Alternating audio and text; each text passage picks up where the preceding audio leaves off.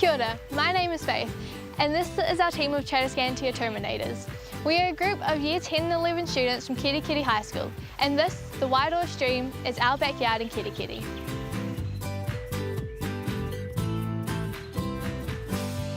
Two years ago, we decided to come for a walk down the stream after it had been previously closed for 60 years.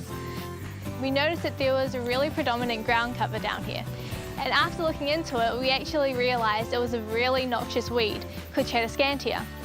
So the Tradescantia was actually smothering the native habitats for native New Zealand animals and insects, so they weren't actually able to live in these places anymore. We decided to see, well, what could we do about this problem? You have to try to pull them out right at their roots. If you leave even a centimetre behind, then it will regrow and just re-establish into a whole new problem again. We are rolling up the Tradescantia and we'll be placing it in these weed bags which we designed.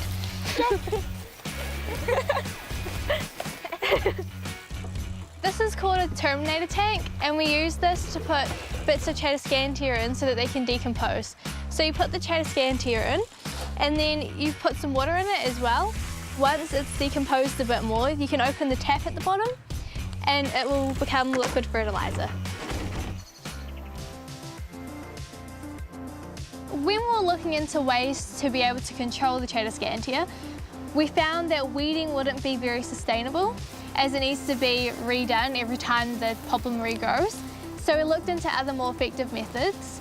We found that there were actually these beetles called shiny. These beetles actually eat around the margins of the leaf.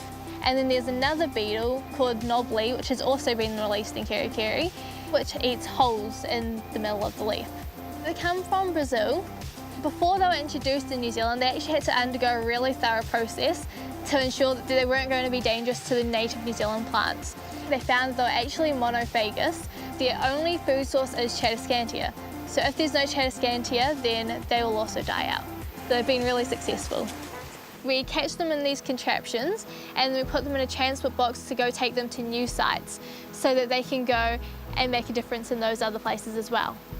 This is called a puta. There's a big tube which you suck the beetle up with, and there's a little piece of net which you put on with a smaller tube which you suck through. So the net's there just to make sure you don't actually eat the beetles.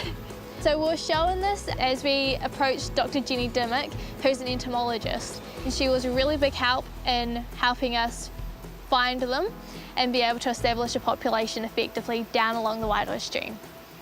It's like a bit of stalking goes on because they can hide. Some of them, they know you're after them, they go underneath the leaf. Look at that. Wow, that's a nikau. Fantastic. The wonderful results that we're seeing here from the Tradescantia Terminators with their release of the beetles and their monitoring has just been amazing in a very short space of time, just over a year. So they are doing a brilliant job, and we are seeing the difference around us here in this area here already, all thanks to them. In areas where the beetles have been working, because the density has gone down so much of the Tradescantia, native seedlings are actually being able to grow up. So there's some koikoi, tawa, karaka, kawakawa, and Nico. We competed at the Future Problem Solving New Zealand National Finals, where we were up against all the other qualified New Zealand schools. We placed first in the senior division for community problem solving. That means that we'll be able to compete at the international conference at the University of Massachusetts in Boston, America. For other young people out there who really want to get involved in the communities or areas to help save the native New Zealand habitats and animals, we have some great advice. Just be passionate about what you're doing. Get out there and do it. Don't be afraid to take that first step, and everything else should just follow. And most of all, have fun, because lots of these projects take a lot of hard work, but as long as you're having fun while doing it, it's all worthwhile.